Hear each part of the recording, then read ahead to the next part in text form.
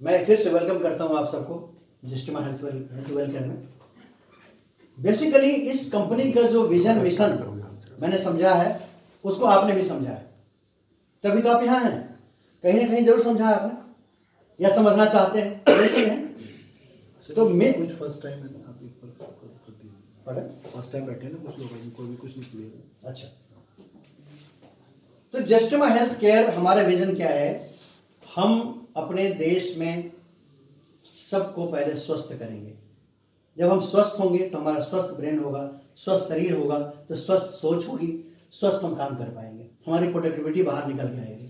अगर हम बीमार हैं तो 8 घंटे भी ड्यूटी नहीं कर पाएंगे, हम 6 घंटे भी नहीं कर पाएंगे। बीमार है तो लगेगा जी आराम करो, वो दिन मेरा निकल आता है। तो इस ऑर्गेनाइजेशन ने एक रेजोल्यूशन लिया है कि पहले हम अपने घर को सुधारेंगे मतलब ये मीन्स हेल्थ वाइज, ठीक है, मैं बाकी चीजों में नहीं जाता। तो हम अपने घर को स्वस्थ करेंगे, फिर हम बाहर को स्वस्थ करेंगे। तो पहले घर चंडीगढ़ को हम स्वस्थ करेंगे। मैं वाराणसी कराने वाला हूं, मैं डॉक्टर ए के मिश्रा, और आपके पास आया हूं सिर्फ और सिर्फ आपके साथ मिलकर काम करने के लिए, मिलकर आप लोगों को समझाने के लिए, मिलकर समझने के लिए कि हम कैसे रह सकते हैं स्वस्थ।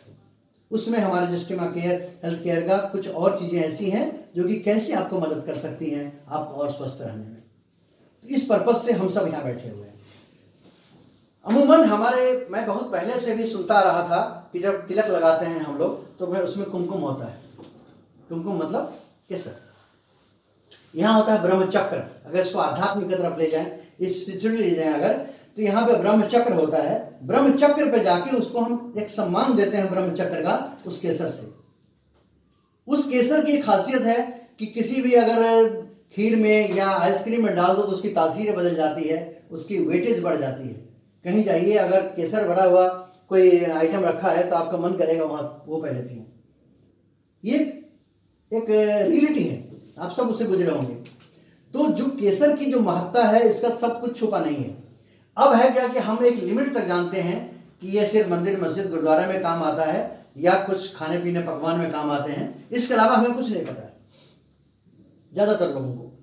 मैं आपकी बात नहीं कर रहा, आप सब विद्वान हैं, लेकिन बहुत लोगों को पता नहीं है कि केसर की आवश्यकता कहाँ है हमारे शरीर में। आज के दिन में इस आबो हवा में जहाँ पे बदलती फिजा है, जाने अनजाने में सारे पॉल्यूशंस हैं, बहुत सारे परेशानियां हैं, इन सब चीजों को अगर मद्देनजर हम रखते हैं, इसमें हम क्या देखते हैं कि कहीं ना कहीं हमारी इम्यून सिस्टम कमजोर होती चली जा रही है जाने अनजाने में। एग्री? यस। एग्री? यस। अब उस इम्यून सिस्टम को ठीक करने के लिए हम यथासाध्य अपने अपने पोजीशन के अनुसार से पूरा रिच डाइट लेने का प्रयास करते हैं। हम सलाद भी खाते हैं, हम नॉनवेज भी खाते हैं, हम वेज भी खाते हैं, जो जैसा टेस्ट के हैं हम उसको मेंटेन करने का प्रयास करते हैं ताकि हमारी बॉडी को protein, carbohydrates, vitamin, minerals, amino acids सारे मिल जाए। लेकिन क्या, एक सवाल पूछूंगा आपसे प्रैक्टिकली, कि क्या ऐसा है? ऐसा होता है कि अगर हमारे शरीर को अगर 12 ग्राम कैल्शियम चाहिए तो 12 ग्राम ही कैल्शियम हम रोज ले रहे हैं, क्या ऐसा प्रैक्टिकल है? नो सर, ऐसा प्रैक्टिकल नहीं। फिर हम क्या करते हैं, कैल्शियम के सपोर्ट, हाँ वैसा नहीं है प्रैक्टिकली। तो हम लोग क्या करते हैं, फिर एक्स्ट्रा सप्लीमेंट कैल्शियम देकर उसको पूरा करते हैं। हमारी आंख में कोई प्रॉब्लम होती है, कभी आईसाइट प्रॉब्लम होती है, कभी कीचड़ आती है, कभी आंख में पानी आती है, या आंख में पेन होता है, या बहुत सारे प्रॉब्लम है, रेटिना प्रॉब्लम है, तो फिर आंख के डॉक्टर के पास जाते हैं। वो बिस्मिल्लाह कहाँ से करते हैं? विटामिन ए से। आप उसमें देखेंगे प्रिस्क्रिप्शन में एक विटामिन ए की गोली जरूर लिखी रहेगी। तो विटामिन ए का मतलब हम प्रॉपर डाइट नहीं ले पाते। अगर हम प्रॉपर डाइट में हमारे विटामिन ए रहेगा तो हमको क्या जरूरत पड़ी है एक्स्ट्रा लेने की? तो फिर हम विटामिन ए लेते हैं, यूएसबी का विटामिन ए करके। विटामिन बी कॉम्प्लेक्स में बहुत है, 1 2 3 4 6 से लेकर 12 तक है। तो कुछ ना कुछ विटामिन की शरीर में कमी है तो एक गोली हम लोग ले लेते हैं, सोचते हैं बहुत राजा बन गया, पूरा शरीर हमारा मेंटेन हो गया। ऐसा होता नहीं है प्रैक्टिकली। ऐसा नहीं है कि एक गोली खा लिया पूरा मचक गया, क्योंकि साइड इफेक्ट भी उसके हैं, क्योंकि दैट इज एलोपैथिक मेडिसिन। जब एलोपैथिक मेडिसिन में वो सेल को डैमेज भी करता है, और कहीं धोखे से जाने अनजाने में आपने ओवरडोज ले लिया तो आप आने वाले समय में कैंसर को निमंत्रण दे रहे हैं, because it is damaging your cell, right? तो हमारी बॉडी की इम्यून सिस्टम काफ़ी कमज़ोर होती चली जाती है। तो जब कभी भी हम एंटीऑक्सीडेंट की बात करते हैं, इम्यून सिस्टम को डेवलप करने की बात करते हैं, उस वक्त हमारा जो ये केसर है ये हमारे लिए रामबाण है, हमारे लिए संजीवनी बूटी है, जिसको कि हम इसको लेना बिल्कुल आसान है, कोई परेशानी की जरूरत नहीं है, कोई दिक्कत की जरूरत नहीं है। रात में पानी में डाल दीजिए इसको, 1 गिलास पानी में 3 पत्ती, वो सुबह होते होते बिल्कुल एनालिस हो जाएगा पानी।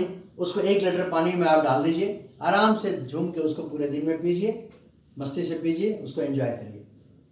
जाड़े का समय है तो उसको गर्म करके पीजिए। जनरल जो मौसम अभी चल रहा है इसमें आप ऐसे भी पी सकते हैं, रात में दूध में डाल के पीजिए और मजा आएगा। ठीक है, तो हमारा केसर बेसिकली वी आर फोकसिंग किस पे हमारा काम करता है, एज एंटीऑक्सीडेंट, जो कि हमारी बॉडी के इम्यून सिस्टम को हमेशा डेवलप करता है।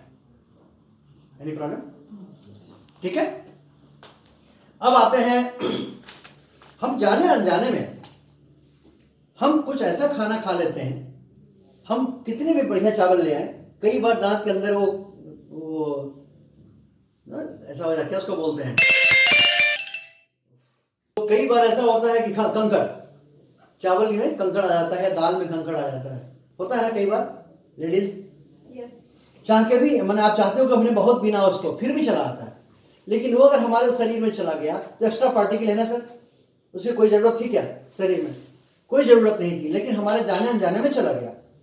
कई बार हम आबो हवा में मार्केट में घूम रहे हैं, कुछ ऐसी एसिड है, ऐसी गैसेस हैं जो गैसेस हमारे बॉडी में जा रही है जाने अनजाने में, वो सब मिलके टॉक्सिसिटी क्रिएट करता है बॉडी में, जो हमारे ब्लड को इम्प्यूरिफाई करता है, मतलब ब्लड को गंदा करता है।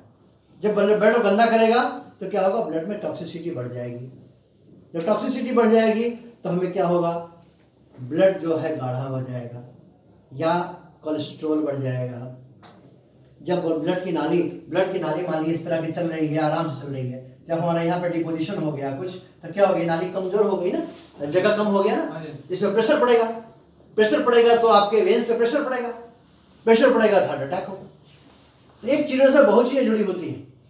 तो ये क्या करता है, ये ब्लड को हमेशा प्यूरिफाई करता रहेगा। जैसे ही टॉक्सिसिटी आएगी उसको टॉक्सिसिटी को खत्म कर देगा, तो एक्स्ट्रा डिपोजिशन होने ही नहीं देगा, वो सीधा लाइन आपका क्लियर रहेगा, तो आपका ब्लड वेसल बिल्कुल कंट्रोल रहेगा। जब ब्लड वेसल कंट्रोल रहेगा तो आपको हार्ट अटैक नहीं होगा। तो एक्स्ट्रा डिपोजिशन नहीं होगा तो कहां से होगा, आप बिल्कुल खुश रहेंगे। जब टॉक्सिसिटी यही रहेगी शरीर के अंदर, वो बाहर निकाल देगा आपके यूरिन के माध्यम से, तो होगा ही नहीं। So that is it is a anti toxic.